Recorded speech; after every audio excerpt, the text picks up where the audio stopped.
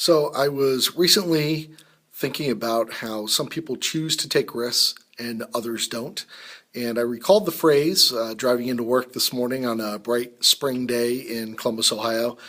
Uh, was briefly reminded as I drove past newly freshly mown lawns that the tallest blade of grass gets cut first.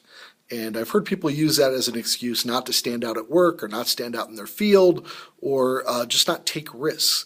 And as I'm driving down the road, I see the grass. And really, at a distance, it's all green, it's all fresh, it all looks good.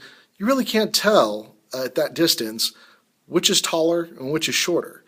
But what I could see were hundreds of bright yellow dandelions.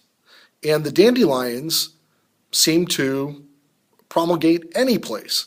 And you cut one down and five more spring up. And the ideas, if they represent ideas, travel like crazy. You know, little seeds of those dandelion buds blow all over the place, and pretty soon there are ideas popping up everywhere. That's what really stands up in the grass. And really, when the lawnmower rolls over top of them and cuts them down, it's just distributing more seeds of those ideas to lawns all over the place. So you really can't cut down one idea without 15 more springing up.